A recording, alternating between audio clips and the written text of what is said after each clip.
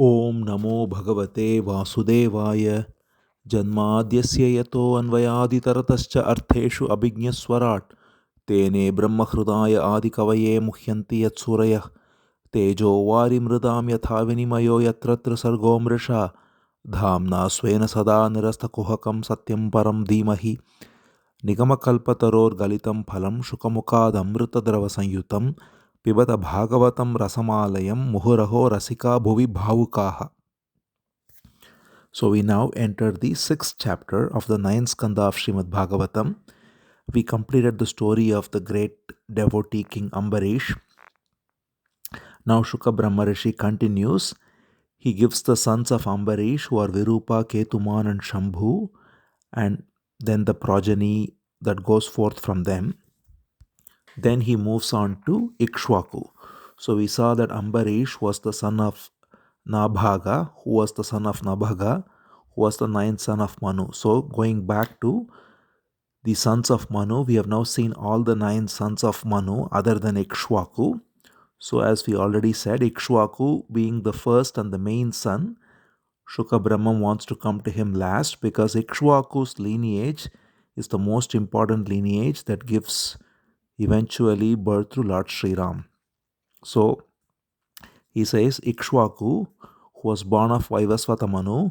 Also Ikshwaku is important because even in Bhagavad Gita he is referred that originally this teaching was given by Bhagavan to Vivaswan, who is the deity presiding over the sun. Vivaswan gave it to Manu, Vaivasvata Manu, and Manu gave it to Ikshwaku, his first son. So that's the same Ikshwaku here.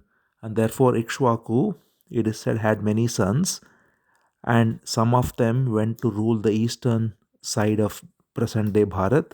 Some of them were given to rule in the western side, and in the middle there were three his prominent sons. They were Vikukshi, Nimi and Dandaka. Of them Vikukshi is the first and the main son. It is said that he committed a small transgression. It's a very important lesson there also. So Ikshwaku asked Vikukshi to bring some food for a yajna, actually a shraddha. That is, shraddha is the ceremony done to honor the forefathers, and for that Vikukshi was asked to bring some food. He went and got it, but before he could bring it, he felt very hungry, so he ate a little bit of it. And then when he brought it and it was about to be offered, the sage Vasishta, who was presiding over the yajna, he realized that this food is not pure because it's already been tasted, and therefore it couldn't be offered. And this made Ikshwaku very unhappy with his son, and he banished Vikukshi for some time. So here an important lesson that whenever we offer food, we have to first offer it to Bhagavan before we eat it. So that is why it is said one cannot even taste food and then offer it as prasad. If food is made as prasad, which is how food should always be made ideally, then we have to make the food and then without tasting it, offer it purely, and then after it's offered, then we can partake of it.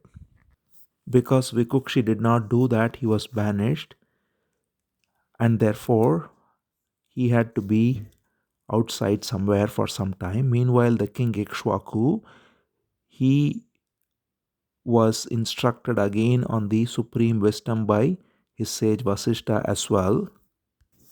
And because of that, he became established in pure wisdom and he dropped his body in total self-realization. It is said, Satu Viprena Samvadam Japakena Samacharan Tyaktva Kalevaram Yogi Sa Tena Vapa Yatparam. So he became a yogi, a pure yogi in the sense that he realized the oneness of the Supreme Being as his very self, and thereby he got liberated. So here, of course, Ikshwaku was already given this wisdom of self-knowledge, which is the essence of Bhagavad Gita, from his own father, who is the Manu, Vaivasvata Manu, and now his guru Vasishta has also instructed him, Therefore, Ikshwaku was naturally freed of material bondage and realized his true nature and left the body. And after he left the body, it is said that Vikukshi came back, the first son, and then he was installed as the ruler. He had a son called Puranjaya. Puranjaya is a very famous son. Puranjaya, the name means one who conquered a city, and it is said that he waged a great war against many demons, and in the process he won, and therefore he is called Puranjaya. He has also the name called Kakutstha, and this is a name that comes often in Ramayana too to describe the lineage of Ram, because this Puranjaya, when he fought that war, he mounted on the hump of a bull, and because of that, he was called as Kakutstha. And then Puranjaya, after him, the lineage of Puranjaya, that is the continuing lineage of Ikshwaku, is given through his various sons. So Ikshwaku's son was Vikukshi, Vikukshi's son was Puranjaya, Puranjaya had Anena, then Prithu, and so on. Then there is a son called Shavasta, and it is said, built a city called Shravasti, and that city is still there, and it is in fact famous because it is the place where Buddha gave a lot of discourses, and it is there in northern part of Bharat even now. So this city was built by the king Shavasta, and then his lineage continues. There was a king called Kuvalayashva who killed a demon called Dhundu, and therefore he was called as Dhundumara. And then the lineage continues, Barhanashva, Nikumba, and so on. And then was born a famous king called Mandhata. So Mandhata was born in the same lineage, and he is a well-known king. He was born through a special sacrifice done by many sages, and he was born as a very powerful child, and he grew up to become a great king. It is said that he was so valorous that all the miscreants were afraid of him. All the great villains, that is the famous demons of the time, evil kings of the time, were all afraid of Mandhata because of his prowess, his bravery, and all that. And Mandhata was also a very pious person, and not only that, he was completely in wisdom as well, and therefore he was always devoted to Bhagavan. He engaged in a lot of sacrifices, properly organized, with all the right articles and giving the right kind of gifts to everyone, and thereby he engaged in proper worship of the Supreme Being who is beyond all sense perceptions. Adhokshaja is the name used for Bhagavan here, the one who is beyond all sense perceptions. And when he was doing this, he was doing this with the full realization that everything is the Supreme Being Himself. So it says here, the articles of worship, the texts that are used to recite the mantras for the worship, the procedure for doing the worship, the sacrifice, the very sacrifice itself, the priests who are organizing the sacrifice, the religious merit that accrues from the sacrifice, the place of the sacrifice, in fact, the whole universe, everything is the Supreme Being. So this is a beautiful verse. First we'll see this verse, and then there is an exact similar verse in Bhagavad Gita too. It says here, Dravyam mantro vidhir yajnyo yajamanas tatatvat vijaha dharmo deshascha kalascha sarvam etad yadatmakam. So everything, dravyam, the articles, mantram, the chants, the vidhi, which is the procedures, the yajna, the sacrifice, Yajamana, the one who presides the sacrifice, the Ritvik, the priest, the Dharma, the merit that accrues from the sacrifice, Desha, the place of the sacrifice, Kala, the time, Sarvam, everything he said is the same supreme being. So this is similar to a verse in Bhagavad Gita too, where Krishna says, Brahmarpanam Brahma Havihi, Brahmagno Brahmana Hotam, Brahmaiva Tena Gantapyam, Brahma Karma Samadhina. He says, Brahmarpanam, that which is offered is pure Brahman. Brahma Havihi, the fire, the sacrificial fire is Brahman. Brahmagno Brahmana Hotam, that which is the ladle used to offer is Brahman. And the way what is consumed by the fire is Brahman, and it becomes Brahman. So it's a beautiful verse which is normally also uttered before eating food, because when we eat food, actually we are also conducting a yajna. There is the fire in the stomach which is called Jatharagni, and the hand is the ladle, and the food is the offering to the fire in the stomach. So when we are engaging in even eating, if we don't eat it as simply gratifying the senses, but if we eat it as a sacrificial offering to the fire within the body, in order for the body to consume it and take the food and become the food as well. So the body is the same material energy, the food is the same material energy, everything is the material energy, which is the energy of Bhagavan, which is non-different from Bhagavan. And therefore, that's why Krishna says, Brahmarpanam Brahma Havi. That which is offered is the material energy of Bhagavan, that by which it is offered. In the case of eating, the hand that offers the food to the mouth is the ladle, and the mouth that chews the food is again the material energy, and the fire in the stomach that consumes the food is also the material energy. So when we do any outer sacrifice, the same principle applies. But if we recognize that even eating food is a sacrifice, is a yajna, and the same principle applies there too, and therefore if we eat with this divine consciousness, then every single morsel can be seen as a sacrificial offering to Bhagavan sitting within. And so here also, Mandhata similarly recognizes everything as Bhagavan. And that's the way he worships Bhagavan, it is said. And he ruled over a vast land with great piety. It is said he has 3 sons, and they are Purukutsa, Ambarisha, and Muchukunda. So this is another Ambarisha. After many generations, the same name is repeated, as it happens many times. He also had many daughters. It is said 50 daughters. And interestingly, they all married a rishi called Saubhari. And this is a very important story, instructive story on how a rishi can fall down and how he realizes it and gets out. So the story of Rishi Saubhari is given. The Rishi Saubhari was a great sage who was practicing asceticism. He was living by the holy river Yamuna and practicing tapas there, and he had many yogic powers, so he could also go inside the water and be there for a long time in meditation and so on. But very interestingly, when he was inside the water, he opened his eyes and he saw, of all things, 2 fish being intimate. And so that invoked in him a desire for conjugal delight.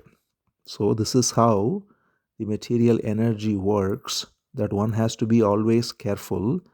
And here it is said that the sage who is alone, who is always remaining in seclusion, who was even able to be underwater, simply seeing 2 fish, a male and female fish as it were, being together, invoked in him a desire for sex, and therefore he immediately went to the emperor there, because he, being a great sage, he thought he'll go for the best, and therefore he went to the emperor and said, I want to marry one of your daughters. And the emperor very nicely replied, he said, the girls are free to choose their husband, so you can approach them and see if they want you. So this actually reveals something very interesting about the Vedic culture, that the daughters were given such independence, and we have seen this over and over. there was always the idea of Swayamvar. That is how Draupadi chooses her husband. That is how Sita chooses Ram. So, in every instance in the Puranas, in the Itihasas, we see that the women had great agency and they were given full independence to pick their husband. So, this is something that has somehow been lost in modern day Bharat. But women had great independence, and that's what the emperor said. He said, you can go to the daughters and they can choose by their own will. But then the sage thought he was looking not very presentable. He has been living alone in the forest. He didn't care for his physical appearance. And he had gray hair. He had grown old and he was not looking very attractive, he felt. And therefore he thought, let me make myself attractive before I meet these women so that I can easily attract them. So the sage had already, as we can see, the one who was a sage, a rishi, Saubhari, he got the desire for sex and then he wanted to go and marry, and now he also, because of that, wanted to change his appearance. So he uses his yogic powers to become extremely young and handsome, and he enters the quarters of the young ladies. And of course, the young ladies are all attracted. In fact, he looks so attractive because he's a yogi who's got all kinds of siddhis, it is said, powers. And because of his siddhis, he makes himself so attractive that all the girls, not one, he wanted to marry one of them, but very surprisingly, all of them were attracted to him. And none of them was ready to let go because he was so attractive. So it was decided that all of them will marry him. So, very interestingly, they all marry him. And then Saubhari was not just able to make himself young, he was also able to, through his yogic powers, create most opulent living condition for all his wives. So he created a wonderful mansion with great wealth and great decoration. There was all kinds of servants there serving everything. There were lakes nearby. There were humming bees, and there was all kinds of ornaments and jewels and very opulent food available. So he was really living an extremely luxurious life of sense enjoyment. So it is said that he was living so opulently and with so much comfort and joy that even the King Mandhata, who is the father of the daughters, he was amazed. He thought he was a very great king who had all the dominion over a vast stretch of land and so on. But he thought, this sage, he is living more royally than I am living. Thus, the sage, Saubhari, who's not a sage anymore, he has fallen down.